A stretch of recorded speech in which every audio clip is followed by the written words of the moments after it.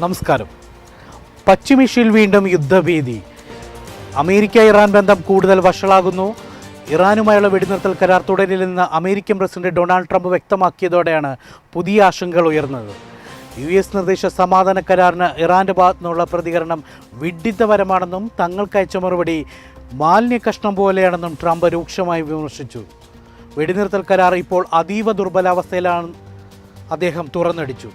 ഇതിനിടെ പശ്ചിമേഷ്യയിലെ സംഘർഷാവസ്ഥയുടെ ആഘാതം ആഗോള സാമ്പത്തിക വിപണികളിലും പ്രതിഫലിച്ചു. അന്താരാഷ്ട്ര വിപണിയിൽ US ഡോളറിനെതിരെ ഇന്ത്യൻ രൂപയുടെ മൂല്യം ചരിത്രത്തിലെ ഏറ്റവും താഴ്ന്ന നിലയായ 95.5 ഇടിഞ്ഞു. ഇറാൻ അമേരിക്കൻ സംഘർഷം രൂക്ഷമാകുന്നതും ആഗോളതലത്തിൽ ഡോളർ ശക്തിപ്പെടുന്നതുമാണ് രൂപയ്ക്ക് തിരിച്ചടിയായത്. ഈ മണിക്കൂറിലെ ഏറ്റവും പ്രധാനപ്പെട്ട വാർത്തകൾ നോക്കാം. ഒരു മണി വാർത്തയിലേക്ക് എല്ലാ പ്രേക്ഷകർക്കും സ്വാഗതം.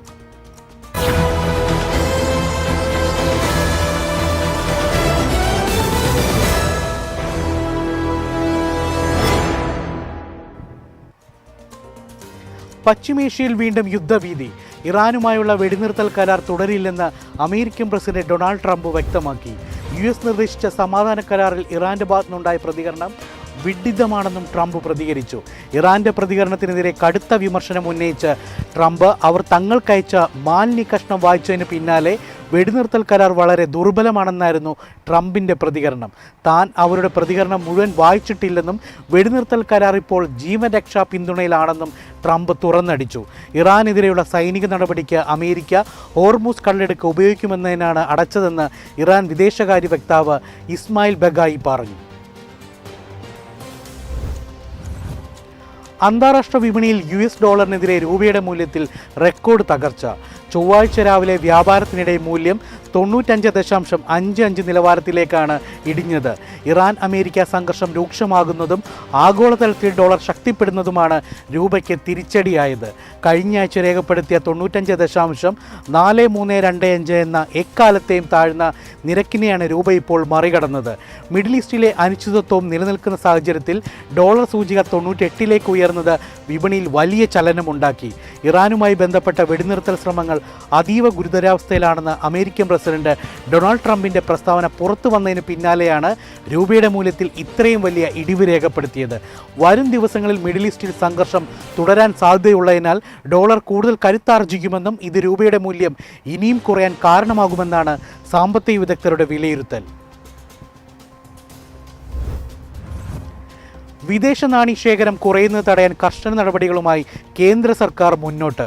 വിദേശ നാണ്യശേഖരം കുറയാതിരിക്കാനുള്ള നടപടികൾ ആലോചിക്കുന്നതിൻ്റെ ഭാഗമായി RBI ഗവർണറുടെ ഉപദേശം കേന്ദ്ര സർക്കാർ തേടി. പ്രധാനമായും സ്വർണം, ഇലക്ട്രോണിക്സ് ഉപകരണങ്ങൾ എന്നിവയുടെ ഇറക്കുമതി നിയന്ത്രിക്കാനാണ് റിപ്പോർട്ടുകൾ സൂചിപ്പിക്കുന്നത്. സ്വർണ്ണ ഉപഭോഗം കുറയ്ക്കുന്നതിന് ഇറക്കുമതി തീരുവ 6% നിന്ന് 10-12 ആക്കാൻ കേന്ദ്ര സർക്കാർ പരിഗണിക്കുന്നുണ്ട്. കഴിഞ്ഞ സാമ്പത്തിക വർഷം സ്വർണ്ണ ഇറക്കുമതിക്കായി ചിലവായ വിദേശ നാണ്യം $7,200 കോടി ഉയർന്നത് സർക്കാരിനെ ആശങ്കപ്പെടുത്തുന്നുണ്ട്. വിദേശ വസ്തുക്കളുടെ ഉപയോഗം കുറയ്ക്കണമെന്ന് പ്രധാനമന്ത്രി നരേന്ദ്രമോദി കഴിഞ്ഞ ദിവസം രാജ്യത്തോട് ആവശ്യപ്പെട്ടിരുന്നു. ഇറാനിൽ നിന്നുള്ള എണ്ണ കയറ്റുമതി തടയുന്നതിൻ്റെ ഭാഗമായി ചൈനയ്ക്കുമേൽ ഉപരോധവുമായി US. ചൈനയുമായി ബന്ധപ്പെട്ട് പ്രവർത്തിക്കുന്ന വിവിധ വ്യക്തികൾക്കും സ്ഥാപനങ്ങൾക്കുമെതിരെ അമേരിക്ക പുതിയ ഉപരോധങ്ങൾ പ്രഖ്യാപിച്ചു.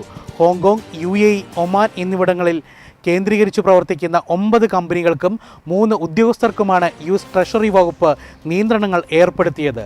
ഇറാന്റെ ഇസ്ലാമിക് റവല്യൂഷണറി ഗാർഡ് കോപ്സിനായി അനധികൃതമായി എണ്ണ വിൽപ്പന നടത്താനും പണം കൈമാറാനും സഹായിച്ചു എന്നതാണ് ഇവർക്കെതിരെയുള്ള പ്രധാന ആരോപണം.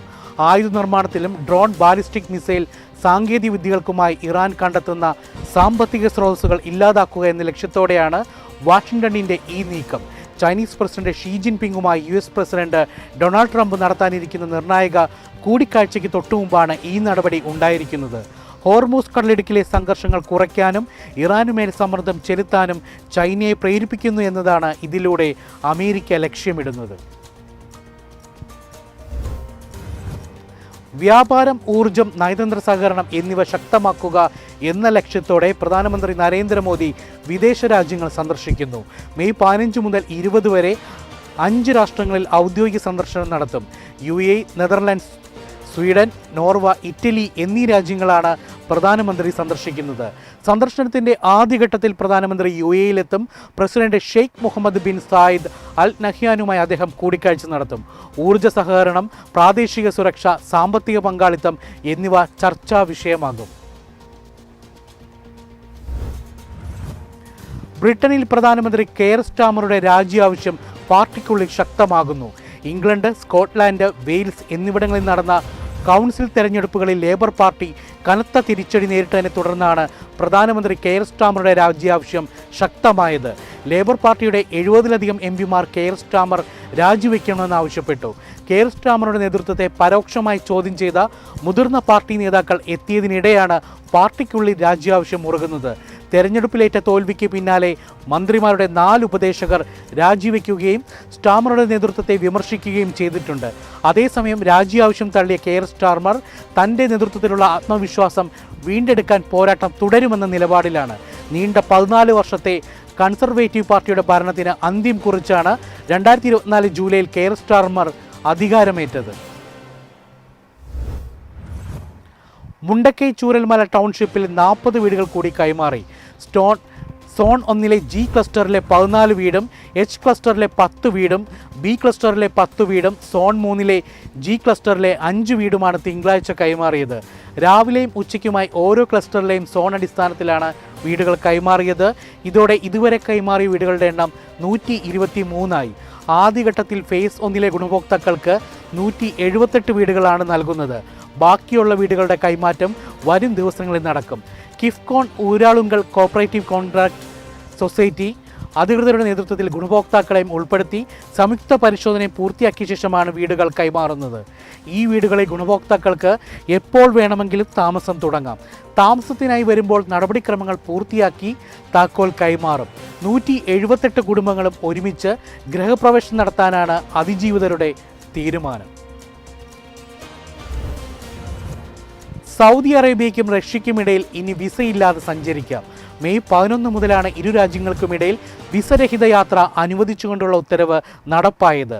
നയതന്ത്ര പ്രത്യേക പാസ്പോർട്ടുകൾക്ക് പുറമെ സാധാരണ പാസ്പോർട്ട് കൈവശമുള്ളവർക്കും ഈ ആനുകൂല്യം ലഭിക്കും. സാധാരണ പാസ്പോർട്ട് ഉടമകൾക്ക് വിസ ഇളവ് നൽകിക്കൊണ്ട് സൗദി അറേബ്യ കരാറിൽ ഒപ്പിടുന്ന ആദ്യ രാജ്യം കൂടിയാണ് റഷ്യൻ ഫെഡറേഷൻ. പുതിയ നിയമപ്രകാരം വിനോദസഞ്ചാരം, ബിസിനസ് ആവശ്യങ്ങൾ, ബന്ധുക്കളോ സുഹൃത്തുക്കളോ സന്ദർശിക്കൽ എന്നീ ലക്ഷ്യങ്ങളോടെ യാത്ര ചെയ്യുന്നവർക്ക് മുൻകൂട്ടി വിസ എടുക്കാതെ തന്നെ ഇരു രാജ്യങ്ങളിലേക്കും പ്രവേശിക്കാം. ഒരു കലണ്ടർ വർഷത്തിനുള്ളിൽ ഒറ്റത്തവണയോ ഒന്നിലധികം തവണകളായോ പരമാവധി 90 ദിവസം വരെ ഇത്തരത്തിൽ താമസിക്കാൻ സാധിക്കും. ലോകത്താകെ ബന്ധിപ്പിക്കുന്ന ഇന്റർനെറ്റ് ശൃംഖലയുടെ നട്ടെല്ലാണ് സമുദ്രത്തിനടിയിലൂടെയുള്ള കേബിളുകൾ. നിലവിൽ പുറത്തു വരുന്ന റിപ്പോർട്ടുകൾ പ്രകാരം ഹോർമൂസ് കടലിടുക്കിലൂടെ കടന്നുപോകുന്ന നിർണായകമായ 7 അന്തർവാഹിനി കേബിളുകളുടെ നിയന്ത്രണം പൂർണ്ണമായും ഏറ്റെടുക്കാൻ ഇറാൻ തയ്യാറെടുക്കുകയാണ്. ഇറാന്റെ റവല്യൂഷണറി ഗാർഡ് കോർപ്സ് ഈ കേബിളുകളിൽ നിന്നും വരുമാനം കണ്ടെത്താനും പ്രാദേശിക സ്വാധീനം വർദ്ധിപ്പിക്കാനുമുള്ള വിപുലമായ പദ്ധതികൾ ആവിഷ്കരിക്കുന്നതായാണ് സൂചനകൾ. ഈ മേഖലയിലെ കേബിളുകൾ നെറ്റ്വർക്കുകളിൽ ഇറാൻ നിയന്ത്രണം സ്ഥാപിക്കുന്നത് ആഗോള ഇന്റർനെറ്റ് സുരക്ഷയെയും വേഗതയും ബാധിക്കുമോ എന്ന ആശങ്ക അന്താരാഷ്ട്ര തലത്തിൽ ഉയർന്നിട്ടുണ്ട്. ഏതാണ്ട് $10 ട്രില്യൺ സാമ്പത്തിക ഇടപാടുകൾ ഓരോ ദിവസവും ആഗോളതലത്തിൽ ഈ കേബിളുകളെ ആശ്രയിച്ചാണ് നടക്കുന്നത്. സൗദി അറേബ്യയുടെ പ്രമുഖ വിമാന കമ്പനിയായ ഫ്ലൈനാസ് 2026 ഒന്നാം പാദത്തിൽ വരുമാനത്തിൽ വൻ വർധനവ് രേഖപ്പെടുത്തിയെങ്കിലും അറ്റാദായം കൂപ്പുകുത്തിയതായ റിപ്പോർട്ട്.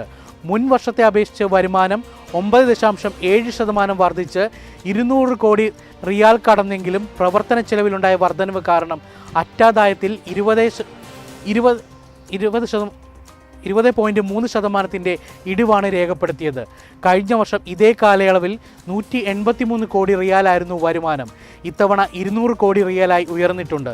വിമാന സർവീസുകളുണ്ടായ എണ്ണത്തിലുണ്ടായ വർധനവും യാത്രക്കാരുടെ വർദ്ധിച്ച ആവശ്യകതയുമാണ് വരുമാനം ഉയരാൻ കാരണമായത്. എന്നാൽ കഴിഞ്ഞ വർഷം ആദ്യപാദത്തിൽ 14.78 കോടി റിയാലായിരുന്നു അറ്റാദായം. ഇത്തവണ 11.79 കോടി റിയാലായി അത് കുറഞ്ഞു.